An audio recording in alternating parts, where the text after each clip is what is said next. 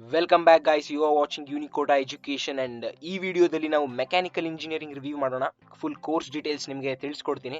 So ಎಲ್ಲ ಕೇಳ್ತಿದ್ದೀರಾ mechanical engineering, civil ಎಲ್ಲದ್ರ ಬಗ್ಗೆ. ಸೊ ಇದು ಮೆಕ್ಯಾನಿಕಲ್ ಇಂಜಿನಿಯರಿಂಗ್ ಬಗ್ಗೆ ಆಗಿರುತ್ತೆ. ಸೊ ಸ್ಕ್ರೀನ್ ಮೇಲೆ ಕೂಡ ನೋಡ್ತಿದ್ದೀರಾ, Unicota presents mechanical engineering course details. ಈ ವಿಡಿಯೋದಲ್ಲಿ ನಿಮಗೆ ಫುಲ್ ಸಿಗುತ್ತೆ. ಸೊ ವಿಡಿಯೋನ ಎಂಡ್ ತನಕ ನೋಡಿ, ಸ್ಕಿಪ್ ಮಾಡಿದೆ. ಸೊ ಇಂಪಾರ್ಟೆಂಟ್ ಇನ್ಫಾರ್ಮೇಷನ್ ಮಿಸ್ ಆಗಲ್ಲ ಅಂತ ಹೇಳ್ತಾ, so let's get started guys. Yeah next ಸ್ಲೈಡ್ಗೆ ಹೋಗೋಣ. ಫಸ್ಟ್ ನಾವು ಇಂಟ್ರೋ ಬಗ್ಗೆ ಮಾತಾಡೋದಾದರೆ, hi.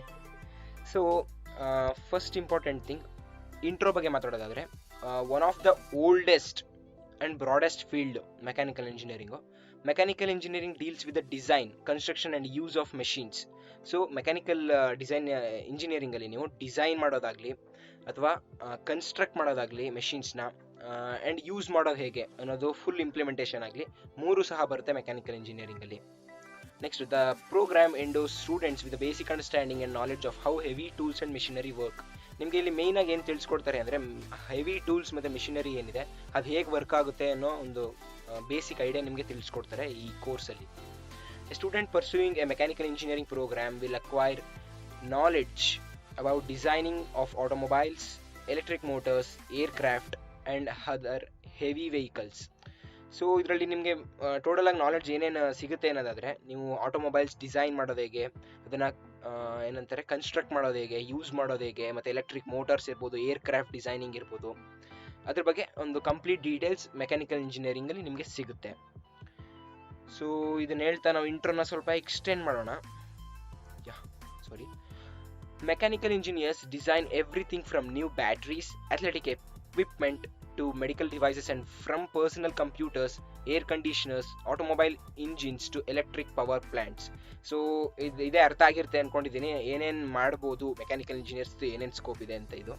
So these engineers also design machines that produce these innovations. So innovations ಏನಪ್ಪ ಅಂದರೆ, ಬ್ಯಾಟ್ರೀಸ್ ಆಗಿರ್ಬೋದು, ಅಥ್ಲೆಟಿಕ್ ಎಕ್ವಿಪ್ಮೆಂಟ್ ಆಗಿರ್ಬೋದು, ಅಥವಾ ಮೆಡಿಕಲ್ ಡಿವೈಸಸ್ ಆಗಿರ್ಬೋದು, ಪರ್ಸನಲ್ ಕಂಪ್ಯೂಟರ್ಸಲ್ಲಿ ಕೂಡ ಮೆಕ್ಯಾನಿಕಲ್ ಇಂಜಿನಿಯರ್ಗೆ ಯೂಸ್ ಇದೆ. ಸೊ ಅದು ಕೂಡ ಮುಂದೆ ಎಕ್ಸ್ಪ್ಲೇನ್ ಮಾಡ್ತೀನಿ. ಸೊ ನೆಕ್ಸ್ಟ್ ಬಂದು, the scope of mechanical engineering in India and abroad is huge for every aspect of our lives are touched by mechanical engineering in one way or the other. So one way or the other we are interlinked. Mechanical engineering ಆಗಿರ್ಬೋದು, computer science ಅವರೇ ಆಗಿರ್ಬೋದು, ಎಲ್ಲ interlinked. So ಇವಾಗ computer ತಯಾರಿಸಬೇಕು ಅಂದರೆ, computer science students ಕುತ್ಕೊಂಡು code ಹೊಡೆದ್ಬಿಟ್ಟು ಸ್ವಲ್ಪ ಹಾರ್ಡ್ವೇರ್ ಡಿಸೈನ್ ಮಾಡಿಬಿಟ್ರೆ ಆಗಲ್ಲ. ಹಾರ್ಡ್ವೇರ್ನ ಮಾಡಬೇಕು, ಮತ್ತು SMPS ಅಲ್ಲಿ ಫ್ಯಾನ್ ಬೇಕು, ಫ್ಯಾನ್ಗೆ ಮೋಟರ್ ಬೇಕು. ಮೋಟರ್ ಯಾರು ಮಾಡ್ತಾರೆ? ಮೆಕ್ಯಾನಿಕಲ್ ಇಂಜಿನಿಯರ್ಸ್ ಮಾಡ್ತಾರೆ. So one R the other way everything is interlinked. ಅದೇ ರೀತಿ ಮೆಕ್ಯಾನಿಕಲ್ ಇಂಜಿನಿಯರಿಂಗ್ ಕೂಡ ನಮ್ಮ ಡೇ ಟು ಡೇ ಲೈಫಲ್ಲಿ ಇಂಟರ್ಲಿಂಕ್ಡ್ ಆಗಿರುತ್ತೆ. ನೀವು ಇಲ್ಲಿಂದ ಬೆಂಗಳೂರಿಗೆ ಹೋಗಬೇಕು, ಸೊ ಮೈಸೂರಲ್ಲಿ ಇದ್ದೀನಿ ನಾನು, ಸೊ ಬೆಂಗಳೂರಿಗೆ ಹೋಗಬೇಕು ಅನ್ನೋದಾದರೂ ಮೆಕ್ಯಾನಿಕಲ್ ಇಂಜಿನಿಯರಿಂಗ್ ಬೇಕು. ಬ್ಯಾಂಗ್ಳೂರಿಗೆ ಹೋಗಲಿ, ಒಂದು 1 ಕಿಲೋಮೀಟರ್ ಟ್ರಾವೆಲ್ ಮಾಡಬೇಕು ಅಂದ್ರೆ ಇವಾಗ ಮೆಕ್ಯಾನಿಕಲ್ ಇಂಜಿನಿಯರಿಂಗೇ ಯೂಸ್ ಆಗ್ತಿರೋದು. So spanning multiple industries, the career opportunities for students pursuing the programming is huge. Career opportunities huge ಇದೆ ಅಂತ ಹೇಳಿ ಪ್ಯಾಕೇಜ್ನ ಹ್ಯೂಜ್ ಅಂತ ಅನ್ಕೋಬೇಡಿ. ಸೊ ಕ್ಯಾರಿಯರ್ ಆಪರ್ಚುನಿಟೀಸ್ ಯೂಸ್ ಇದ್ದರೆ, ಸೊ ನಿಮಗೆ ಲೋ ಎಂಡ್ ಕಂಪ್ನೀಸಲ್ಲಿ ಕೂಡ ಕೆಲಸ ಸಿಗ್ಬೋದು ಅಂತ ಹೇಳಿ ಅಷ್ಟೇ. ಸೊ ಅದ್ರ ಪ್ರಕಾರ ನಿಮಗೆ ಜಾಬ್ ಪಕ್ಕಾ ಹೈ ಲೆವೆಲ್ ಸಿಗುತ್ತೆ ಅಂತ ಹೇಳೋಕ್ಕಾಗಲ್ಲ. ಕೆರಿಯರ್ ಪ್ರಕಾರ ನೋಡಿದ್ರೆ, ನಿಮ್ಗೆ ಆಪರ್ಚುನಿಟೀಸ್ ಪ್ರಕಾರ ನೋಡಿದ್ರೆ ಹ್ಯೂಜ್ ಇದೆ. ಒಟ್ಟಿನಲ್ಲಿ ಸ್ಟೂಡೆಂಟ್ಸ್ಗೆ ಸ್ಕೋಪ್ ಯೂಜ್ ಇದೆ ಮೆಕ್ಯಾನಿಕಲ್ ಇಂಜಿನಿಯರಿಂಗಲ್ಲೂ ಕೂಡ. ಸೊ ಸ್ಕಿಲ್ಸ್ ಏನೇನಪ್ಪ ಬೇಕು ಮೆಕ್ಯಾನಿಕಲ್ ಇಂಜಿನಿಯರ್ ಆಗಬೇಕು ಅಂದರೆ, ಸೊ ಸ್ಕಿಲ್ಸ್ ಏನೇನು ಬೇಕು ಅನ್ನೋ ಬಗ್ಗೆ ಸ್ವಲ್ಪ ನೋಡೋಣ. Are you preparing for KCET 2021? You know, the Unacademy Plus subscription includes benefits such as premium content at affordable price, structured live courses with dedicated live doubt clearing sessions, quizzes at regular intervals, and daily practice problems. And single subscription will give you unlimited access, everything under single plus subscription. So Unacademy has 20 plus top educators. I'll be showing in the next slides. They have 10 plus years of experience, and the best plans for KCET 2021 aspirants is given here. 12 months plan at 12,375, just 12,375. If you use my code LiveChandan, it costs around 1,031 per month, and again 6 months plan at 10,125 if you use my code LiveChandan here I am showing. So it also costs about 1,688 per month, so it's affordable if compared to other online and offline institutes too. So multiple batches launching every month multiple batches are being launched. 6 months full syllabus will be given complete preparation and course completion in Kannada language. Kannada also is there. Kannada batch is also there for Kannada aspirants. So who are Kannada, who are well versed with Kannada language can use that. And dedicated doubt clearing sessions, which I already mentioned. And 8 months comprehensive full syllabus batch is also there. Study from top educators. Advanced topics start soon. So enroll now. If you are interested, just enroll now for trial period. They are giving a 1 month trial plan of about 2,250 only if you use my code LiveChandan. Here I am showing it. So these are the educators you are seeing here. Learn from the best educators for KCD 2021. Detailed explanation of each topic for better understanding. So complete syllabus coverage will be there. Tips and tricks to save time and score better in exams. These are what important tips and tricks which will boost your rank. So if you are interested, just get in now. So these batches are starting from 14th October, actually already started. So just kickstart your career now. Actually KCD 2021 will be a easy go for you if you get these tips and tricks from these top educators. So if you are also not able to afford that, you can also get free classes on YouTube. The link is in the description. Free classes are also available on Unacademy YouTube channel, so you can see and you can get it. So first of all excellent technical skills or knowledge. So ನಿಮಗೆ technical skills or knowledge ಏನಿದೆ ಅದು ಸಖತ್ತಾಗಿರಬೇಕು. So ನಿಮಗೆ technical skills ಪಕ್ಕಾ ಇದ್ದರೆ ನೀವು technical ಸ್ಕಿಲ್ಸ್ನ use ಮಾಡಿಕೊಂಡು ಹೊಸ ಡಿಸೈನ್ಸ್ ಏನು ಮಾಡ್ತೀರಾ, ಕ್ರಿಯೇಷನ್ಸ್ ಏನು ಮಾಡ್ತೀರಾ, ಅದನ್ನು ಕನ್ಸ್ಟ್ರಕ್ಟ್ ಮಾಡಿ ಯೂಸ್ ಮಾಡೋಕ್ಕೆ ಸ್ಟಾರ್ಟ್ ಮಾಡಿದಾಗ ಅದು ಸಖತ್ ಚೇಂಜ್ ಇರುತ್ತೆ. Next budgeting skills. ಸೊ ಇವಾಗ ಒಂದು ಆಟೋಮೊಬೈಲ್ ಡಿಸೈನ್ ಏನೋ ಮಾಡ್ತಾರೆ, ಈಗ ಆಟೋ ಕ್ಯಾಡ್ ಇಟ್ಕೊಂಡು ಸ್ವಲ್ಪ ಸ್ಕೂಲ್ ಚಿಲ್ಡ್ರನ್ಗೆ ಹೇಳ್ಕೊಟ್ಬಿಟ್ರು ಆಟೋ ಕ್ಯಾಡ್ ಹೆಂಗೆ ಮಾಡೋದು ಅಂತ ಅವ್ರು ಮಾಡಿಬಿಡ್ತಾರೆ. ಬಟ್ ಅದರಲ್ಲಿ ನೀವು ಬಜೆಟ್ ಕೂಡ ಮೇಂಟೈನ್ ಮಾಡಬೇಕು. ಏನಕ್ಕಂದರೆ ಎಲ್ಲ ಅಫೋರ್ಡ್ ಮಾಡೋಕ್ಕಾಗಲ್ಲ. ನೀವೇನಾದರೂ ಫ್ಲೈಯಿಂಗ್ ಕಾರ್ ಮಾಡ್ತೀರಾ ಅಂದ್ಕೊಳ್ಳಿ, ಅದೇನಾದ್ರು 2,000 crores ಅಷ್ಟು ಕಾಸ್ಟ್ ಆದರೆ ಅಫೋರ್ಡ್ ಮಾಡೋಕ್ಕಾಗಲ್ಲ. ಅದೇ ರೀತಿ ಬಜೆಟಿಂಗ್ ಸ್ಕಿಲ್ಸ್ ಇರಬೇಕು, ಅಂದರೆ ಅನಾಲಿಟಿಕ್ಸ್ ಅಥವಾ ಅನಾಲಿಸಿಸ್ ಅಂತಲೇ ಹೇಳ್ಬೋದು. ಸೊ ನೆಕ್ಸ್ಟ್ ಕ್ರಿಯೇಟಿವಿಟಿ ಇರಬೇಕು. ಕ್ರಿಯೇಟಿವಿಟಿ ಮೇಯ್ನು ಆಟೋ ಕ್ಯಾಡಲ್ಲಿ. ಆಟೋ ಕ್ಯಾಡ್ ಅಂದರೆ ಏನು ಅಂತ ಹೇಳ್ಬಿಡ್ತೀನಿ. Automatic computer aided design. ಈ ಸಾಫ್ಟ್ವೇರ್ ಯೂಸ್ ಮಾಡಿಕೊಂಡು, ಅಥವಾ ಸಾಲಿಡ್ ವರ್ಕ್ಸ್ ಅಂತ ಇನ್ನೊಂದು ಸಾಫ್ಟ್ವೇರ್ ಇದೆ, ಈ ಸಾಫ್ಟ್ವೇರ್ಸ್ನ ಯೂಸ್ ಮಾಡ್ತಾರೆ ಜಾಸ್ತಿ ಮೆಕ್ಯಾನಿಕಲ್ ಇಂಜಿನಿಯರ್ಸು ಅವ್ರ ಮಾಡೆಲ್ಸ್ನ ಡಿಸೈನ್ ಮಾಡೋಕ್ಕೆ. ಸೊ ಅಲ್ಲಿ ಕ್ರಿಯೇಟಿವಿಟಿ ಬೇಕು. ಇವಾಗ ಒಂದು ಕಾರ್ನ 1 ಕಿಲೋಮೀಟರ್ ಉದ್ದ ಮಾಡೋಕ್ಕಾಗಲ್ಲ, ಫುಲ್ ಚಿಕ್ಕ ಕಾರಲ್ಲೇ ಫುಲ್ಲು ಜಾಸ್ತಿ ಹೈ ಎಂಡ್ ಪರ್ಫಾರ್ಮೆನ್ಸ್ ತರಬೇಕು, ಅದು ಕ್ರಿಯೇಟಿವಿಟಿಲಿ ಬರುತ್ತೆ. So creativity is everything. ಈ ಸೀರೀಸ್ ವಿಡಿಯೋದಲ್ಲೆಲ್ಲ ಹೇಳಿದ್ದೀನಿ. Next ability to work under pressure. So under pressure ನಿಮಗೆ ವರ್ಕ್ ಮಾಡುವಂಥ ಇದು ಸಿಗುತ್ತೆ. ಒಂದೊಂದು ಟೈಮು ನೀವು ಅಂಡರ್ ಪ್ರೆಷರ್ ವರ್ಕ್ ಮಾಡಬೇಕಾಗುತ್ತೆ ಮೆಕ್ಯಾನಿಕಲ್ ಇಂಜಿನಿಯರಿಂಗ್ಲಿ. ಸೊ ಆ ಅಬಿಲಿಟಿ ಇರಬೇಕು ನಿಮಗೆ. ನೆಕ್ಸ್ಟು ಕಮರ್ಷಿಯಲ್ ಅವೇರ್ನೆಸ್ ಅಂದರೆ ಮಾರ್ಕೆಟ್ ಹೇಗೆ ನಡೀತಿದೆ, ಮತ್ತು ಸ್ಟಾಕ್ಸ್ ಅಂದ್ರೇನು, ಈ ರೀತಿ ಒಂದು ಕಮರ್ಷಿಯಲ್ ಅವೇರ್ನೆಸ್ ಇರಬೇಕು. ಇವಾಗ ಪೆಟ್ರೋಲ್ ರೇಟ್ಸು ಸ್ವಲ್ಪ ಜನ ಗೊತ್ತೇ ಇರಲ್ಲ ನಿಮಗೆ ಎಷ್ಟಾಗಿದೆ ಅಂತ. ಇವಾಗ 5 rupees ಜಾಸ್ತಿ ಮಾಡ್ತೀನಿ ಅಂತಿದ್ದಾರೆ. ಸೊ ಅದೇ ರೀತಿ ನಿಮಗೆ ಜನರಲ್ ಕಮರ್ಷಿಯಲ್ ಅವೇರ್ನೆಸ್ ಇರಬೇಕು ಮೆಕ್ಯಾನಿಕಲ್ ಇಂಜಿನಿಯರ್ಸ್ಗೆ. ನೆಕ್ಸ್ಟು ಇಂಟರ್ಪರ್ಸನಲ್ ಸ್ಕಿಲ್ಸ್ ಅಂದರೆ ಬೇರೆಯವ್ರ ಜೊತೆ ಮಾತಾಡೋದು, ಮತ್ತು ಅವ್ರು ಏನು ಇಂಟ್ರೆಸ್ಟ್ ಇದೆ ಅವ್ರಿಗೆ ಅದನ್ನು ಅರ್ಥ ಮಾಡ್ಕೊಳ್ಳೋದು. ಅವ್ರಿಗೆ ಅರ್ಥ ಮಾಡ್ಕೊಂಡಾಗಲೇ ನೀವು ಆ ರೀತಿ ಡಿಸೈನಿಂಗ್ ಮಾಡ್ಬೋದು, ಆ ರೀತಿ ಕ್ರಿಯೇಷನ್ಸ್ ಮಾಡ್ಬೋದು ಅಂತ. ನೆಕ್ಸ್ಟ್ ಬಂದು ಪ್ರಾಜೆಕ್ಟ್ ಮ್ಯಾನೇಜ್ಮೆಂಟ್. ಇವಾಗ ಮೆಕ್ಯಾನಿಕಲ್ ಇಂಜಿನಿಯರ್ಸ್ಗೆ ಟೋಟಲ್ ಆಗಿ ಒಂದು ಟೀಮ್ ಕೂರಿಸ್ಬಿಟ್ಟು ನೀವು ಡಿಸೈನ್ ಮಾಡ್ಕೊಡಿ ಒಂದು ಕಾರ್ ಅಂತ ಕೊಟ್ಟರೆ, ಪ್ರಾಜೆಕ್ಟ್ನ ಕರೆಕ್ಟಾಗಿ ನೀವು ಮ್ಯಾನೇಜ್ ಮಾಡುವಂಥ ಸ್ಕಿಲ್ ಇರಬೇಕು. ಇವಾಗ ಏನಾದ್ರು ನೀವು ಟೀಮ್ ಹೆಡ್ ಆಗಿದ್ರೆ, ಡೇವಾಪ್ಸ್ ಆಗಿದ್ರೆ, ಸೊ ನೀವು ಅವರಿಗೆ ಇಷ್ಟು ಇವ್ರಿಗಿಷ್ಟು ಅಂತ ನೀವು ಮ್ಯಾನೇಜ್ ಮಾಡಬೇಕಾಗುತ್ತೆ. ಮತ್ತು ಅಕಸ್ಮಾತ್ ಲೇಟ್ ಆಗಿಬಿಟ್ರೆ ಪ್ರಾಜೆಕ್ಟ್ ಡೇಟ್ ಏನಾದರೂ ನೀವು ಮುಗ್ಸೋಕ್ಕಾಗಲಿಲ್ಲ ಅಂದರೆ ಅದನ್ನು ಮ್ಯಾನೇಜ್ಮೆಂಟ್ ಹೇಗೆ ಮಾಡೋದು, ಬೇಗ ಆದಷ್ಟು ಅಂಡರ್ ಪ್ರೆಷರ್ ಹೆಂಗೆ ವರ್ಕ್ ಮಾಡೋದು ಅಂತ ಮೊದಲೇ ಹೇಳಿದ್ದೀನಿ. ಅದೇ ರೀತಿ ನೆಕ್ಸ್ಟ್ ಎಕ್ಸಲೆಂಟ್ ಕಮ್ಯುನಿಕೇಷನ್ ಸ್ಕಿಲ್ಸ್ ಬೇಕು. ನೀವೇನೇ ನೋಡಿರ್ಬೋದು, ಇವಾಗ ಯಾವ್ದಾದ್ರು ಹೊಸ ಡಿಸೈನ್ನ ನೀವು ತಗೋಗ್ತೀರಾ, ಒಂದು ಡಿಸೈನ್ ಕಂಪ್ನಿ ಇಟ್ಟಿದ್ದೀರಾ, ನೀವು ಮೆಕ್ಯಾನಿಕಲ್ ಒಂದು ಕಾರ್ ಆಟೋಮೊಬೈಲ್ ಡಿಸೈನಿಂಗ್ ಕಂಪ್ನಿ ಇಟ್ಟಿರ್ತೀರಾ. ಸೊ ಕಂಪ್ನಿಯಿಂದ ನೀವು ಒಂದು ದೊಡ್ಡ ಕಂಪ್ನಿಗೆ ಹೋಗ್ತೀರಾ, ಅಂದರೆ ನಿಮ್ಮ ಪ್ರಾಜೆಕ್ಟ್ನ ತೊಗೊಂಡು ಆ ಪ್ರಾಜೆಕ್ಟ್ನ ಎಕ್ಸ್ಪ್ಲೇನ್ ಮಾಡೋಕ್ಕೆ ನಿಮಗೆ ಕಮ್ಯುನಿಕೇಷನ್ ಸ್ಕಿಲ್ ಇಲ್ಲ ಅಂದರೆ ಅದು ಆ ರೀತಿ ಅರ್ಥ ಮಾಡ್ಕೋತೀರಾ ಅಂದ್ಕೊಂಡಿದ್ದೀನಿ. ಮಾರ್ಕೆಟಿಂಗ್ ಥರ ಒಂದು ಕಮ್ಯುನಿಕೇಷನ್ ಸ್ಕಿಲ್ಸ್ ಇರಬೇಕು. ಮಾರ್ಕೆಟಿಂಗ್ ಅವರಷ್ಟಿಲ್ಲ ಅಂದರೂ ಸಹ ನಿಮ್ಮ ಡಿಸೈನು ಅದು ಸೆಲ್ ಆಗಬೇಕು, ಅಂಥ ಕಮ್ಯುನಿಕೇಷನ್ ಸ್ಕಿಲ್ಸ್ ಇದ್ದರೂ ಸಾಕು. ಸೊ ಇದು ಸ್ಕಿಲ್ಸ್ ರಿಕ್ವೈರ್ಡ್, ಬೇಸಿಕ್ ಸ್ಕಿಲ್ಸ್ ರಿಕ್ವೈರ್ಡು. ಇದೆಲ್ಲ ನಿಮ್ಮಲ್ಲಿದ್ದರೆ ನೀವು ಒಳ್ಳೆ ಹೈ ಎಂಡ್ ಮೆಕ್ಯಾನಿಕಲ್ ಇಂಜಿನಿಯರ್ ಆಗ್ತೀರಾ. ನೆಕ್ಸ್ಟ್ ಸಿಲೆಬಸ್ ಏನೇನಪ್ಪ ಇರುತ್ತೆ ನಮಗೆ ಇಂಜಿನಿಯರಿಂಗಲ್ಲಿ ಅನ್ನೋದಾದರೆ, PCM ಫಿಸಿಕ್ಸ್, ಕೆಮಿಸ್ಟ್ರಿ, ಮ್ಯಾಥ್ಸ್ ಅಂತೂ ಪಕ್ಕಾ ಇರುತ್ತೆ. ಅದರಲ್ಲೂ ಮ್ಯಾಥ್ಸ್ ಜಾಸ್ತಿ ಇರುತ್ತೆ, 3 ಸೆಷನ್ಸ್ ಇರುತ್ತೆ, ಅಂದರೆ 3 ಇರುತ್ತೆ. ನೆಕ್ಸ್ಟು ಮಾಡರ್ನ್ ಬಯಾಲಜಿ ಇರುತ್ತೆ. Next electrical sciences. Modern biology ಏನಕ್ಕೆ ಡೌಟ್ ಇರೋದಾದರೆ, ಮಾಡರ್ನ್ ಬಯಾಲಜಿ ಇವಾಗ ಫಾರ್ ಎಕ್ಸಾಂಪಲ್ ಹೇಳ್ತಿರೋದು, ಇದು ಪಕ್ಕಾ ಎಲ್ಲ ಕಡೆ ನೋಡಿಲ್ಲ ನಾನು, ನನ್ನ ಪ್ರಕಾರ ಅಂದ್ಕೊಂಡು ಹೇಳ್ತಿರೋದು. ಇವಾಗ ಕಾರಲ್ಲಿ ಕೂತಿರ್ತೀರಾ, ಎಲೆಕ್ಟ್ರೋಸ್ಟಾಟಿಕ್ಸ್ ಶೀಲ್ಡಿಂಗ್ ಅಂತ ಕೇಳಿರ್ತೀರ ನೋಡಿ. ಲೈಟ್ನಿಂಗ್ ಹೊಡೆದ್ರೆ ಕಾರ್ ವೀಲ್ಸಿಂದ ಪಾಸಾಗಿ ಅದು ರೋಡಿಗೆ ಹೋಗುತ್ತೆ. ಸೊ ಅಲ್ಲಿ ಏನು ಥಿಂಕ್ ಮಾಡಿದ್ದಾರೆ, ಅದು ಲೈಟ್ನಿಂಗ್ ಇರೋ ಟೈಮಲ್ಲೂ ಸಹ ಕಾರ್ ಒಳಗೆ ಕೂತ್ಕೊಳ್ಳೋಕ್ಕೆ ಸೇಫ್ ಇರಬೇಕು.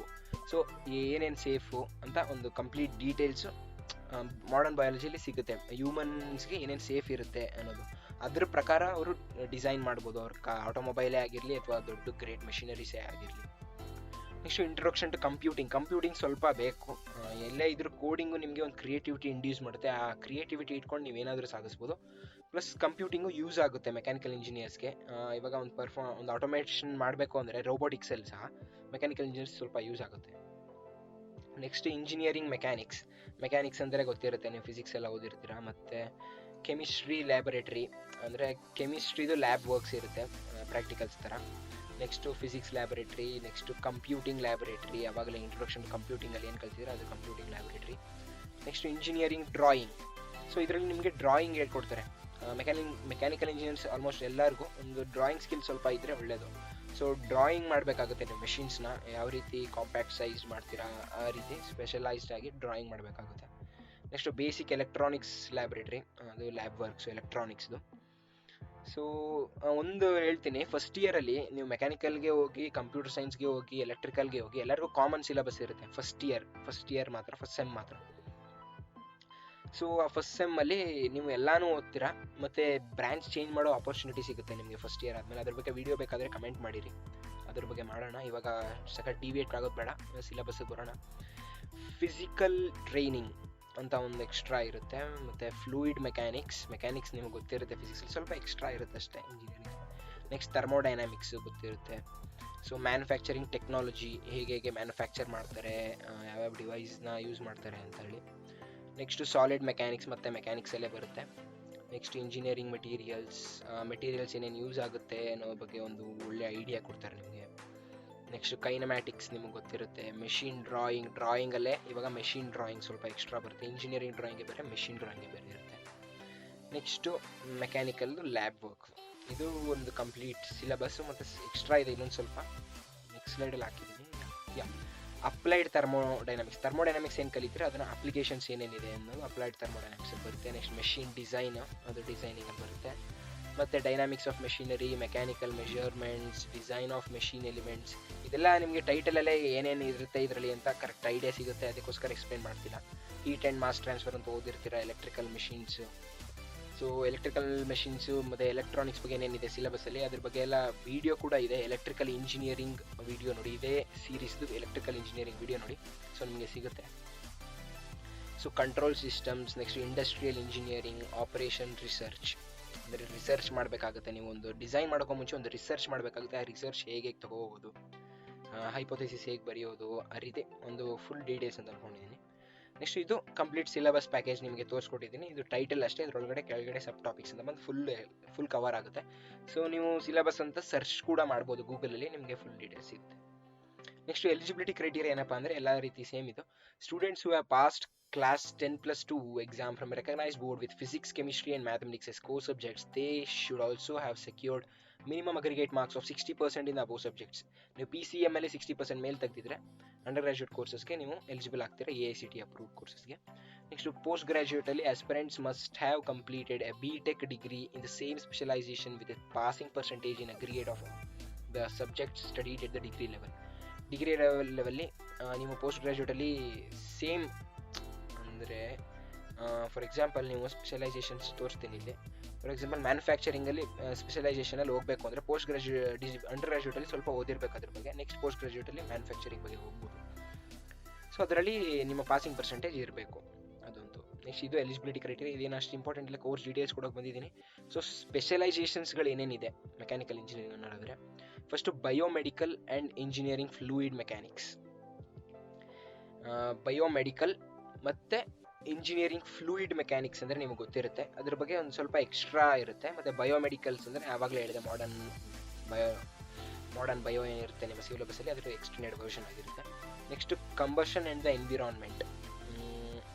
ಇವಾಗ ಎನ್ವಿರಾನ್ಮೆಂಟ್ ಇಂಜಿನಿಯರ್ಸ್ ಬರ್ತಿದ್ದಾರೆ, ಮತ್ತು ಮೆಕ್ಯಾನಿಕಲ್ ಇಂಜಿನಿಯರ್ಸೇ ಜಿಯೋ ಇಂಜಿನಿಯರ್ಸ್ ಆಗ್ತಿದ್ದಾರೆ. ಜಿಯೋ ಇಂಜಿನಿಯರ್ಸ್ ಅಂದರೆ ಎನ್ವಿರಾನ್ಮೆಂಟ್ಗೆ ಏನು ಹಾರ್ಮ್ ಮಾಡದೇ ಇರೋವಂಥ ಮೆಷಿನ್ಸ್ ಮಾಡೋದು, ಅದು ಕಂಬಷನ್ ಆ್ಯಂಡ್ ಎನ್ವಿರಾನ್ಮೆಂಟ್ಗೆ ಬರುತ್ತೆ. ಅಲ್ಲಿ ಸ್ಪೆಷಲೈಸೇಷನ್ ನೀವು ತೊಗೊಂಡ್ರೆ ನೀವೇ ರಿಸರ್ಚ್ ಮಾಡ್ಬೋದು ಮತ್ತು ಒಳ್ಳೆ ಐಡಿಯಾಸ್ ತರ್ಬೋದು.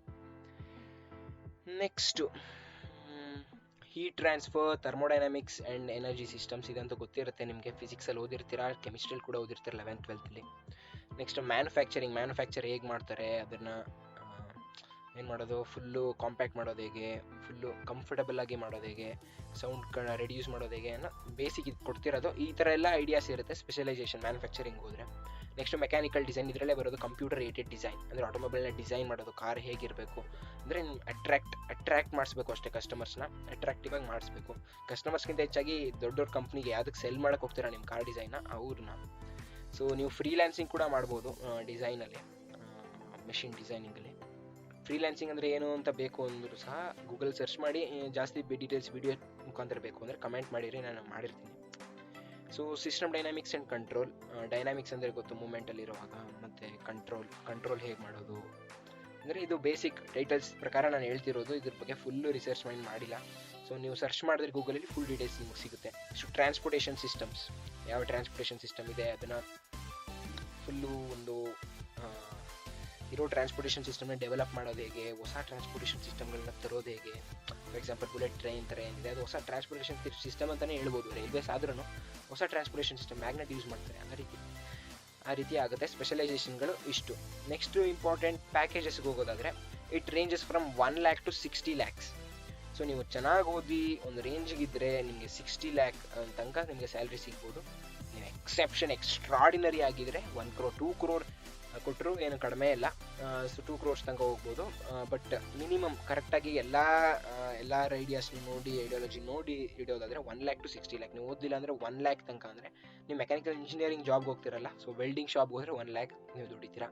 ಆ ರೀತಿ ನಾನು ತೊಗೊಂಡು ಎಲ್ಲ ಸ್ಟೂಡೆಂಟ್ ಐಡಿಯಾ ಮೈಂಡ್ ಸೆಟ್ ಎಲ್ಲ ತೊಗೊಂಡು ಟೋಟಲಾಗಿ ಕ್ಯಾಲ್ಕುಲೇಟ್ ಮಾಡಿ, it ranges from 1 lakh to 60 lakhs. So top companies ಏನೇನು ಬರುತ್ತೆ ಅಂತ ನೋಡೋಣ. ನೆಕ್ಸ್ಟು ಟಾಪ್ ಕಂಪ್ನೀಸ್ ಲೋಗೋಸ್ ತೋರಿಸ್ತೀನಿ ಇಲ್ಲಿ. ಟಾಟಾ ಅಂತ ಇದು, ನೆಕ್ಸ್ಟು ಜನರಲ್ ಮೋಟಾರ್ಸ್ ಇದು, ನೆಕ್ಸ್ಟು ಇದು ಬೋಯಿಂಗ್ ಅಂತ, ಸ್ಪೇಸ್ ಎಕ್ಸ್ ಬೋಯಿಂಗ್ ಎಲ್ಲೋ ಕೇಳಿದ್ದೀನಲ್ಲಪ್ಪ ಅಂತ ಅನ್ಕೋತಿದ್ದೀರಾ.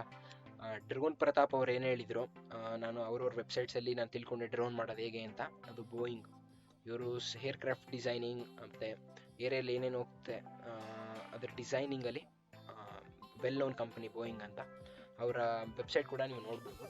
ಸೊ ನಾವು ಇಲ್ಲಿ ಟಾಪ್ ಡಿವಿಯೇಟ್ ಆಗ್ತಿದ್ದೀವಿ, ಜಾಸ್ತಿ ಬೇಡ.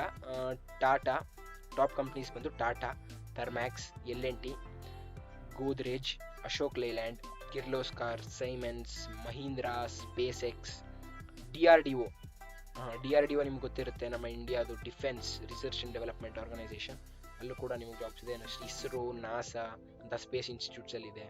ನೆಕ್ಸ್ಟ್ ಬೋಯಿಂಗು ದೊಡ್ಡ ಇನ್ಸ್ಟಿಟ್ಯೂಟ್ ಅದು ಏರ್ಕ್ರಾಫ್ಟ್ ಡಿಸೈನಿಂಗಲ್ಲಿ. Next Coal India, ONGC, Oil and Natural Gas Corporation. ನೀವು ಸೋಷಿಯಲ್ ಸ್ಟಡೀಸಲ್ಲೆಲ್ಲ ಓದಿರ್ತೀರ 10th ONGC ಅಂದರೆ ಏನಂತ. Next BHEL, Bharat Heavy Electricals Limited. Next General Motors and many more. ಇದು ಸ್ವಲ್ಪ ಟಾಪ್ ಕಂಪ್ನೀಸ್, ಇಂಡಿಯಾದು ಟಾಪ್ ಕಂಪ್ನೀಸ್ ಹೇಳಿದ್ದೀನಿ, ಇಂಡಿಯಾದಲ್ಲಿ ಜಾಸ್ತಿ ಪ್ರಿಫರ್ ಮಾಡೋವಂಥ ಟಾಪ್ ಕಂಪ್ನೀಸ್ ಇದು. ಸೊ ನೋಡಿದ್ದೀರಾ top companies, specialisation, eligibility criteria ಎಲ್ಲ. ಮೆಕ್ಯಾನಿಕಲ್ ಇಂಜಿನಿಯರಿಂಗ್ ಒಂದು ಐಡಿಯಾ ಬಂದಿದೆ ಅಂತ ಅಂದ್ಕೊಂಡಿದ್ದೀನಿ. ಸ್ವಲ್ಪ ಒಂದು ಐಡಿಯಾ ಬಂದಿರೂ ಸಹ ಅದು ನಮಗೆ ಖುಷಿ ತರುತ್ತೆ. Next attention guys, our channel will come up with support material for engineering which will guide you through your journey, and we promise that we will make your journey smoother and smarter. So ಇವಾಗಲೇ subscribe ಮಾಡ್ಕೊಳ್ಳಿ ಮತ್ತು share ಮಾಡಿ friends ಜೊತೆ, engineering ಯಾರ್ಯಾರು aspirants ಇದ್ದಾರೆ ಅವ್ರ ಜೊತೆ. So use ಆಗುತ್ತೆ ಅಂತ ಅಂದ್ಕೊಂಡಿದ್ದೀವಿ, ನಮ್ಮ ಕಡೆಯಿಂದ ಯೂಸ್ ಆದರೆ ಅದೇ ನಮಗೆ ದೊಡ್ಡ ಅಚೀವ್ಮೆಂಟ್ ಅಂತ. ಸೊ ಇಂಜಿನಿಯರಿಂಗ್ಗೆ coding main, computer science and information science ಆದರೂ ಸಹ ಮೆಕ್ಯಾನಿಕಲ್ ಇಂಜಿನಿಯರಿಂಗ್ ಅವ್ರಿಗೂ, ಸಿವಿಲ್ ಇಂಜಿನಿಯರಿಂಗ್ ಅವ್ರಿಗೂ, ಎಲೆಕ್ಟ್ರಿಕಲ್ ಇಂಜಿನಿಯರ್ಗೂ ಎಲ್ಲರಿಗೂ ಸಪೋರ್ಟ್ ಮೆಟೀರಿಯಲ್ಸ್ ಬರುತ್ತೆ. ಏನಕ್ಕಂದ್ರೆ ಆರ್ಡಿನೋ ಎಲ್ಲ ಕಡೆ ಯೂಸ್ ಆಗುತ್ತೆ. ಸೊ ಆರ್ಡಿನೋ ಅಂದರೆ ಏನು ಅಂತ ಅಂದ್ಕೊಂಡಿದ್ದೀನಿ, ಗೊತ್ತಿಲ್ಲ ಅಂದರೂ ಸಹ ಸಬ್ಸ್ಕ್ರೈಬ್ ಮಾಡ್ಕೊಂಡ್ರೆ ವಿಡಿಯೋ ಬಂದ ತಕ್ಷಣ ತಿಳಿಯುತ್ತೆ ನಿಮಗೆ. ಸೊ ಶೇರ್ ಮಾಡಿ ನಿಮ್ಮ ಫ್ರೆಂಡ್ಸ್ ಜೊತೆ, ಇಂಜಿನಿಯರಿಂಗ್ ಆಸ್ಪಿರೆಂಟ್ಸ್ ಅಂದರೆ ಒಂದು ಹೆಲ್ಪ್ ಆದಂಗೆ ಆಗುತ್ತೆ. ಸೊ ಹೀಗೆ ಹೇಳ್ತಾ ಅರ್ಥ ಆಯಿತು ಅಂದ್ಕೊಂಡಿದ್ದೀನಿ. ಸೊ ನೆಕ್ಸ್ಟ್ ಸ್ಲೈಡ್ಗೆ ಹೋಗೋಣ. So thank you guys, thank you for watching this video. ನೀವಿಲ್ಲದೆ ನಾವಿಲ್ಲ ಅಂತ ಹೇಳ್ತಾ like and share this video. Take care until the next video. Bye bye guys.